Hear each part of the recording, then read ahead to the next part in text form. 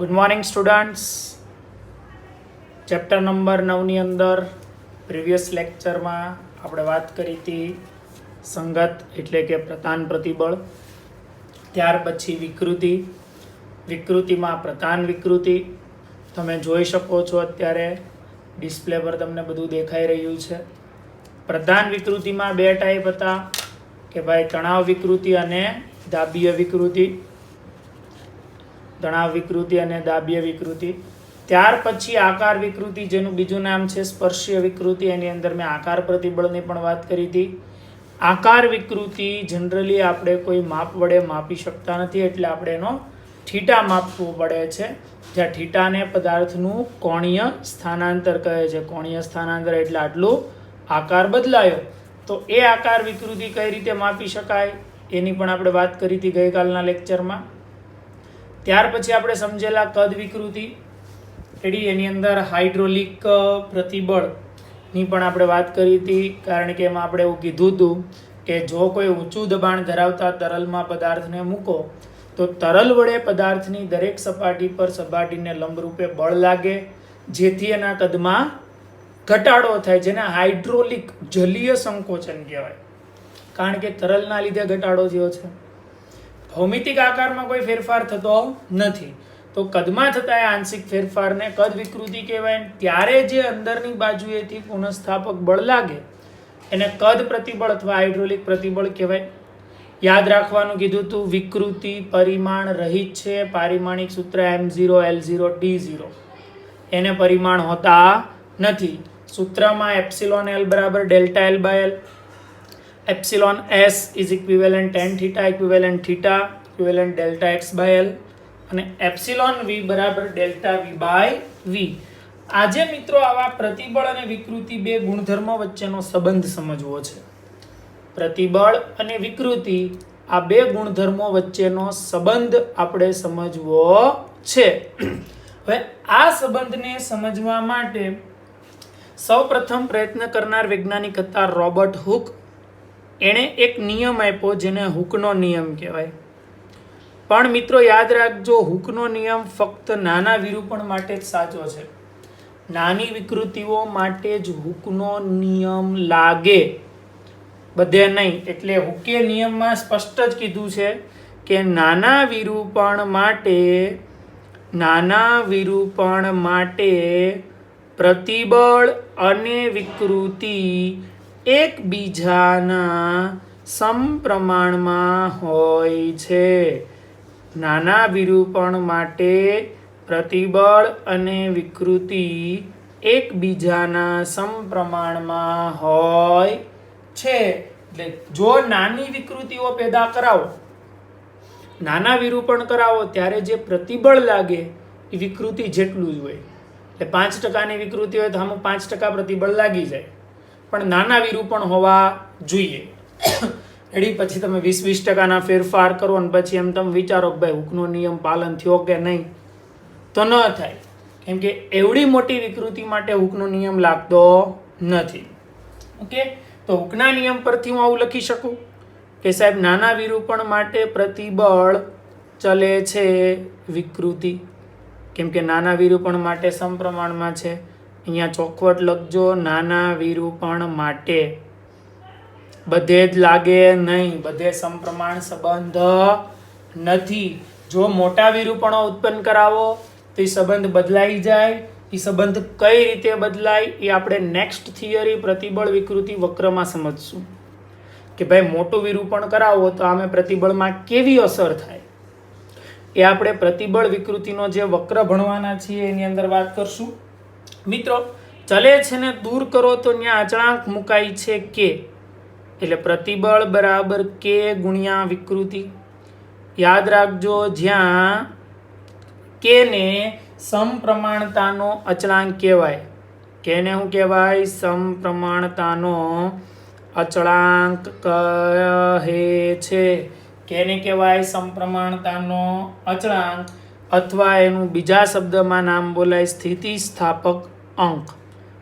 શું કહેવાય? સ્થિતિસ્થાપક અંક. ઇંગ્લિશમાં બોલાય મોડ્યુલ્સ. રેડી? તો યાદ રાખો, પ્રતિબળ અને વિકૃતિ વચ્ચેના સંબંધમાં જોવા મળતો અચળાંક એને સમપ્રમાણતાનો અચળાંક અથવા સ્થિતિસ્થાપક અંક કહેવાય. ચાલો એના એકમની પારિમાણિક સૂત્રની વાત કરીએ તો સર તમને એટલી ખબર પડી ગઈ, સ્થિતિસ્થાપકતા અંક બરાબર પ્રતિબળના છેદમાં વિકૃતિ. વિકૃતિને તો એકમ બેકમ છે નહીં, પારિમાણિક સૂત્ર છે નહીં, એટલે યાદ રાખો કેનો એકમ પ્રતિબળના એકમ જેવો હોય. કોના જેવો? પ્રતિબળ જેવો. પ્રતિબળનો એકમ બધાને ખબર છે, ન્યૂટન પ્રતિ મીટર સ્ક્વેર અથવા પાસ્કલ. પ્રતિબળની વ્યાખ્યા મેં હું કીધી હતી? યસ, એકમ ક્ષેત્રફળ દીઠ ઉદ્ભવતું પુનઃસ્થાપક બળ. રેડી? એટલે વિકૃતિને તો એકમ નથી, તેનો મતલબ એવો છે કે એનો એકમ પ્રતિબળ જેવો થાય. પ્રતિબળનો એકમ ન્યૂટન પ્રતિ મીટર સ્ક્વેર અથવા પાસ્કલ. પારિમાણિક સૂત્ર m1l-1 t-2. દબાણ જેવું. કોના જેવું? દબાણ જેવું પારિમાણિક સૂત્ર થાય. હુકનો નિયમ મેં કીધું એમ કે ભાઈ નાના વિરૂપણ માટે જ લાગે છે. મોટા ભાગના દ્રવ્યોમાં હુકના નિયમનું પાલન થાય. બધામાં નથી બોલતો, મોટા ભાગના દ્રવ્યોમાં હુકના નિયમનું પાલન થાય, બધી જગ્યાએ ન થાય. પણ સર માની લો કે વિરૂપણ નાનું નથી, તો આ બે વચ્ચેનો સંબંધ કેવો હોય? એના માટે વૈજ્ઞાનિકોએ બહુ બધી જુદી જુદી ધાતુના તાર લીધા અને જુદી જુદી ધાતુના તાર પર પ્રેક્ટિકલો કરવામાં આવ્યા. એમાં જુદા જુદા વિરૂપણો ઉત્પન્ન કરાવ્યા અને સામે પ્રતિબળ ચેક કરતા ગયા. જુદા જુદા વિરૂપણ, જુદી જુદી વિકૃતિઓ, જુદા જુદા પ્રમાણમાં વિકૃતિઓ ઉત્પન્ન કરાવતા ગયા, સામે પ્રતિબળ માપતા ગયા. એ પ્રતિબળ અને વિકૃતિ વચ્ચે સંબંધ દર્શાવતો એ લોકોએ એક આલેખ તૈયાર કર્યો, જેને પ્રતિબળ વિકૃતિ વક્ર કહેવાય. પરીક્ષા માટે મોસ્ટ આઈએમપી થિયરી પ્રતિબળ વિકૃતિ વક્ર સમજાવો. મોસ્ટ આઈએમપી પ્રતિબળ વિકૃતિ વક્ર સમજાવો. ચાલો, પ્રતિબળ અને વિકૃતિ વચ્ચેનો સંબંધ આપણે સમજાવવાનો છે. જુદી જુદી ધાતુઓના તાર લીધા અને એના આધારે આલેખ તૈયાર કરવામાં આવ્યો. તો આલેખ કંઈક આ રીતે જોવા મળ્યો, સાંભળતા જજો. હવે મોટા ભાગની ધાતુમાં વૈજ્ઞાનિકોએ એવું જોયું કે શરૂઆતના ભાગમાં, માની લો ચાલો આને O ગણો, O થી A સુધીના ભાગમાં સંબંધ સમપ્રમાણ હતો. એટલે જેટલું તમે પ્રતિબળ આપો છો, આ સાઈડ પ્રતિબળ છે અને આ વિકૃતિ છે, એટલી જ સામે વિકૃતિ, એટલે કે જેટલી તમે વિરૂપણ ઉત્પન્ન કરાવો એટલી જ સામે પ્રતિબળની અસર જોવા મળે. એટલે O થી A સુધી હુકના નિયમનું પાલન થાય છે. O થી A સુધી મિત્રો તમારે મુદ્દા વાઇઝ વ્યવસ્થિત લખવાનું છે. હું શોર્ટમાં આલેખ લખીશ, સાથે સમજાવતો જાઉં છું, જોજો. O થી A સુધી બંને વચ્ચેનો સંબંધ સમપ્રમાણ જોવા મળ્યો. એટલે એનો મતલબ એવો થયો કે O થી A સુધી હુકના નિયમનું પાલન થાય છે. બધી જ ધાતુઓ આટલા પ્રમાણની વિકૃતિ સુધી, અહીંયા માનો કે જે વિકૃતિ આવતી હોય ત્યાં સુધી હુકના નિયમનું પાલન કરે છે. પણ આ એ બિંદુ એને મિત્રો સમપ્રમાણતાની હદ કહેવાય. એને શું કહેવાય? સમપ્રમાણતાની હદ. ત્યાં સુધી સંબંધ સમપ્રમાણ છે. હવે જો એનાથી વધારે વિરૂપક બળ લગાડો તો હવે સંબંધ સમપ્રમાણ નથી. એટલે તમે જેટલી વિકૃતિ ઉત્પન્ન કરાવો છો એટલું સામે પ્રતિબળ નથી લાગતું, એટલે આલેખ સમપ્રમાણ નથી, આલેખ કંઈક વક્ર થઈ ગયો. પણ એટલું ખરું કે આ બે બિંદુ સુધી જો તમે વિરૂપક બળ હટાવી લ્યો, એટલે તમે જે વિકૃતિ ઉત્પન્ન કરવા જે બળ લગાડ્યું છે એ બળ જો તમે હટાવી લ્યો તો પદાર્થ હજી પોતાની મૂળ સ્થિતિ પ્રાપ્ત કરી શકે છે. એનો મતલબ એવો થયો કે બે બિંદુ સુધીમાં ભલે હુકના નિયમનું પાલન નથી થતું, A થી B સુધી સંબંધ સમપ્રમાણ નથી, સમપ્રમાણ સંબંધ નથી. હુકના નિયમનું પાલન થતું નથી. હુકના નિયમનું પાલન થતું નથી. હુકના નિયમનું પાલન થતું નથી. પરંતુ જો વિરૂપક બળ હટાવી લેવામાં આવે, બી સુધીમાં જો વિરૂપક બળ હટાવી લેતા પદાર્થ પોતાની મૂળ સ્થિતિ પ્રાપ્ત કરી શકે છે. પદાર્થ પોતાની મૂળ સ્થિતિ પ્રાપ્ત કરી શકે છે. મૂળ સ્થિતિ પ્રાપ્ત કરવાનો હજી ગુણધર્મ છે. એટલે એનો મતલબ એવો થયો કે સાહેબ પદાર્થની અંદર હજી પેલો ગુણધર્મ છે. કયો ગુણધર્મ? યસ, સ્થિતિસ્થાપકતા. કે મૂળ સ્થિતિ પ્રાપ્ત કરવી ગુણધર્મનું નામ શું હતું? સ્થિતિસ્થાપકતા. એટલા માટે યાદ રાખજો, બિંદુ બી ને મિત્રો આધીન બિંદુ, બીજા શબ્દમાં કહેવાય સ્થિતિસ્થાપકતાની હદ. સ્થિતિસ્થાપકતાની હદ કહે છે. બિંદુ બી ને આધીન બિંદુ અથવા સ્થિતિસ્થાપકતાની હદ કહેવાય. એટલે બિંદુ બી જે છે એ મિત્રો આપણા માટે આધીન બિંદુ છે, સ્થિતિસ્થાપકતાની હદ છે. અને બીજું કે બી બિંદુ સુધી હજી પદાર્થમાં મૂળ સ્થિતિમાં જવાનો ગુણધર્મ છે. એટલે એનો મતલબ થઈ ગયો બી બિંદુ સુધી હજી પદાર્થમાં પુનઃસ્થાપક બળ લાગે છે. તો આ જે બી બિંદુને અનુરૂપ જે પ્રતિબળ લાગે, બી બિંદુને અનુરૂપ જે પ્રતિબળ લાગે એને આધીન પ્રબળતા, આધીન પ્રબળતા કહે છે. બી બિંદુ સુધી લાગતા પુનઃસ્થાપક બળને આધીન પ્રબળતા કહેવાય. એટલે અહીંયા જે પ્રતિબળ લાગે અહીંયા એને મિત્રો આધીન પ્રબળતા કહેવાય, સિગ્મા વાય. કેમ સિગ્મા વાય? કેમ કે હજુ એની અંદર પદાર્થનું મૂળ સ્થિતિમાં જવાનો ગુણધર્મ છે.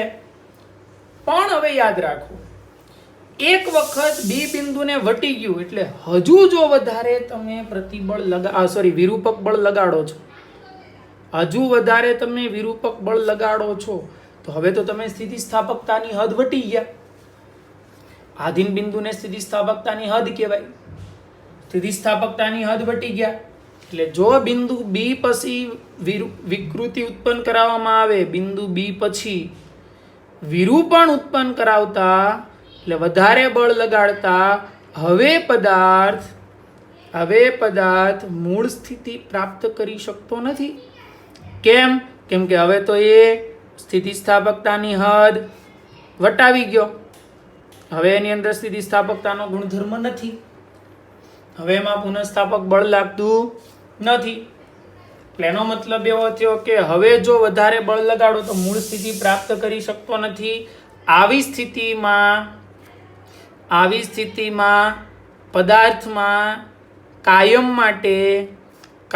માટે વિરૂપણ રહી જાય છે.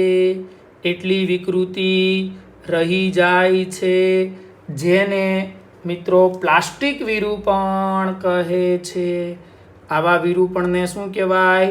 પ્લાસ્ટિક વિરૂપણ. કેમ કે હવે એ પદાર્થ કેવો થઈ ગયો મિત્રો? અસ્થિતિસ્થાપક. તમને યાદ હશે અસ્થિતિસ્થાપકનું બીજું નામ શું હતું? પ્લાસ્ટિક. યાદ કરો, સ્થિતિસ્થાપકતામાં મેં 3 વસ્તુ શીખવાડી: સંપૂર્ણ સ્થિતિસ્થાપક, અંશતઃ સ્થિતિસ્થાપક અને અસ્થિતિસ્થાપક. અસ્થિતિસ્થાપકનું બીજું નામ હતું પ્લાસ્ટિક વિરૂપણ. એટલે એનો મતલબ એવો થઈ ગયો કે હવે પદાર્થની અંદર કાયમ માટે આટલી વિકૃતિ રહી ગઈ. હવે પદાર્થ કાયમ માટે આટલી વિકૃતિ ધારણ કરી રાખશે. રેડી ને? આ વિકૃતિ મિત્રો <1% હોય, યાદ રાખજો. કેટલી હોય? <1%. એટલે 1% કરતાં વધારે વિકૃતિ ઉત્પન્ન કરાવો તો પૂરું થઈ ગયું. કાયમ માટે વિકૃતિ વાળો જ રહી જાય, પછી મૂળ સ્થિતિમાં જાય નહીં.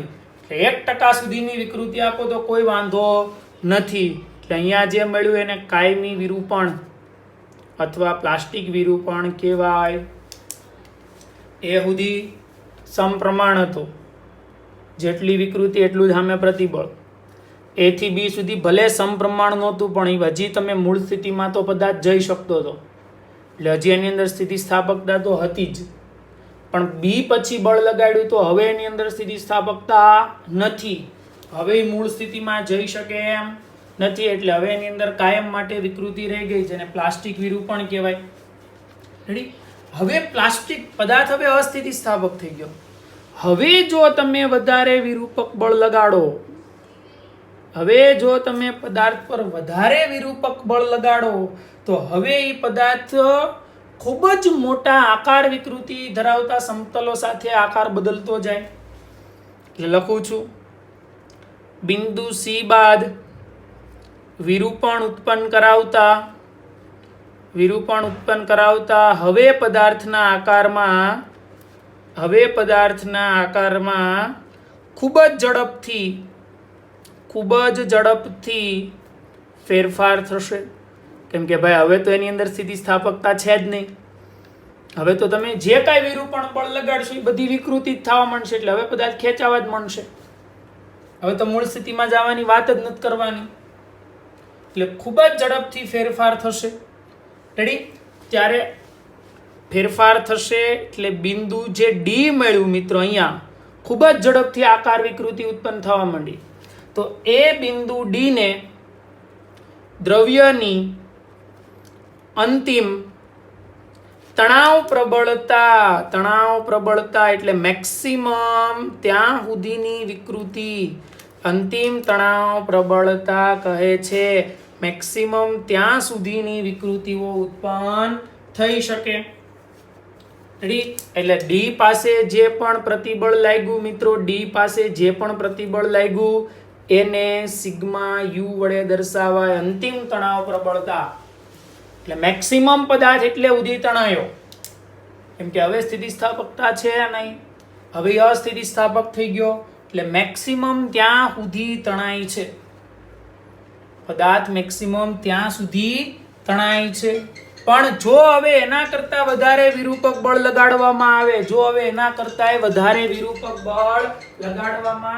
આવે, એટલે પદાર્થની અંદર અંતિમ તણાવ પ્રબળતા કરતા વધુ બાહ્ય બળ લગાડવામાં આવે, એટલે બિંદુ ડી બાદ જો વિરૂપણ ઉત્પન્ન કરવામાં આવે તો પદાર્થ તૂટી જાય છે. એટલે હવે અહીં તો ભાઈ અંતિમ તણાવ પ્રબળતા હતી, ત્યાં સુધી તણાઈ ગયો. પણ તમે હવે હજુ વધારે તણવા જાઓ તો પૂરું થઈ ગયું ભાઈ, હવે પદાર્થ તૂટી જાય. એ બિંદુ પાસે તૂટી જાય તો બિંદુ ઈ ને ફ્રેક્ચર પોઈન્ટ કહે છે. શું કહેવાય? બિંદુ ઈ ને ફ્રેક્ચર પોઈન્ટ કહેવાય. એટલે બિંદુ ઈ જે ખરું એ ફ્રેક્ચર પોઈન્ટ છે, ત્યાં પદાર્થ તૂટી જાય. કેટલાક પદાર્થો એવા છે મિત્રો કે એમાં ડી અને ઈ બિંદુ વચ્ચેનો ગાળો બહુ નાનો હોય, એટલે આ વિકૃતિ બહુ જલ્દી હોય ને આ વિકૃતિ બહુ વધારે થાય નહીં, પદાર્થ ઝડપથી તૂટી જતો હોય. એટલે બિંદુ ડી અને ઈ વચ્ચે નાનો ગાળો ધરાવતા પદાર્થ ઝડપથી તૂટી જાય, પદાર્થ ઝડપથી તૂટે છે, પદાર્થ ઝડપથી તૂટે છે, જેને બટકણો પદાર્થ કહે છે. કેવો પદાર્થ કહેવાય મિત્રો? બટકણો પદાર્થ કહે છે. કારણ કે એ પદાર્થ ઝડપથી તૂટી જાય છે. અને જે પદાર્થમાં ડી અને ઈ વચ્ચે ખૂબ મોટું અંતર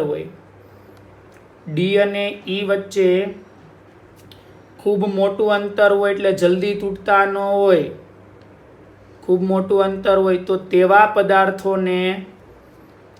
પદાર્થોને તન્ય પદાર્થ કહેવાય. બધી જ ધાતુ મિત્રો તન્ય પદાર્થમાં આવે. બધા ફાઈબર એ બટકણા પદાર્થમાં આવે.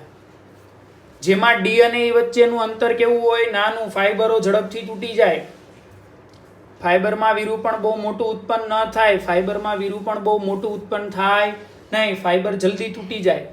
જ્યારે ધાતુના તારને તૂટવામાં ટાઈમ લાગે, એટલે એમાં વિકૃતિઓ બહુ મોટી ઉત્પન્ન થાય, પણ તૂટવામાં ટાઈમ લાગે, એટલે એને તન્ય પદાર્થો કહે છે. એટલે જો તમને મિત્રો પ્રતિબળ અને વિકૃતિ વચ્ચેનો વક્ર પૂછે તો તમારે આ મુદ્દાને ડિટેલમાં વ્યવસ્થિત રીતે 4 માર્કમાં પૂછી શકે, આ મુદ્દાઓને ડિટેલમાં વ્યવસ્થિત રીતે આકૃતિ દોરીને વર્ણન સાથે લખવાના રહેશે. એ બિંદુ સમપ્રમાણતાની હદ, બી બિંદુ સ્થિતિસ્થાપકતાની હદ, સી બિંદુ કાયમી વિરૂપણ પ્લાસ્ટિક વિરૂપણ, સી પછી હવે તો ભાઈ સ્થિતિસ્થાપકતા જતી રહે એટલે જલ્દી વિકૃતિઓ ઉત્પન્ન થવા માંડે એટલે ડી ને અંતિમ તણાવ પ્રબળતા કહેવાય, બસ ત્યાં સુધીની મેક્સિમમ પ્રબળતા ઉત્પન્ન થાય. પણ વધારે લગાડો તો પદાર્થ તૂટી જાય એટલે ઈ ને ફ્રેક્ચર પોઈન્ટ કહેવાય. ડી અને ઈ વચ્ચેનું અંતર નાનું હોય તો એ પદાર્થ જલ્દી તૂટતા હોય કેમ કે ફ્રેક્ચર પોઈન્ટ જલ્દી આવી જાય તો એને બટકણો પદાર્થ કહેવાય. પણ એ બે વચ્ચેનું અંતર ખૂબ મોટું હોય તો એ પદાર્થ જલ્દી તૂટતા નથી. એવા પદાર્થોને તન્ય પદાર્થ અથવા તન્ય ધાતુઓ કહે છે. વાત સમજ પડી મિત્રો? ખ્યાલ આવી ગયો? પણ વિશ્વમાં કેટલાક પદાર્થો એવાય છે કે એમાં તમે બહુ મોટી વિકૃતિઓ ઉત્પન્ન કરાવી શકો, લગભગ 700% સુધીની વિકૃતિઓ ઉત્પન્ન કરાવી શકો તો એ તૂટતા નથી. એવા પદાર્થોને મિત્રો ઇલાસ્ટોમર પદાર્થ કહેવાય. શું કહેવાય? ઇલાસ્ટોમર. લાઈક રબર, આપણી ધમની અને શિરાની પેશીઓ, બધા ઇલાસ્ટોમર છે કે જેમાં તમે ખૂબ મોટી વિકૃતિ ઉત્પન્ન કરાવી શકો. તો આવા ઇલાસ્ટોમર માટે પ્રતિબળ વિકૃતિનો સંબંધ કેવો હોય એના આધારે સ્થિતિસ્થાપકતા અંક, સ્થિતિસ્થાપકતા અંકમાં પ્રધાન સ્થિતિસ્થાપક અંક, આકાર સ્થિતિસ્થાપક અંક અને કદ સ્થિતિસ્થાપક અંક કઈ રીતે મેળવી શકાય એની વાત આપણે આવતીકાલના લેક્ચરની અંદર કરીશું. આજના લેક્ચરની અંદર હૂકનો નિયમ, આજના લેક્ચરની અંદર મિત્રો હૂકનો નિયમ અને પ્રતિબળ વિકૃતિ વચ્ચેના વક્રની વાત આપણે કરી, જેમાં તમારે આટલા મુદ્દાઓને ડિટેલમાં વર્ણવવાના છે. ઓકે, ઇલાસ્ટોમર સાથે આપણે આવતીકાલના લેક્ચરમાં જોઈશું. Thank you.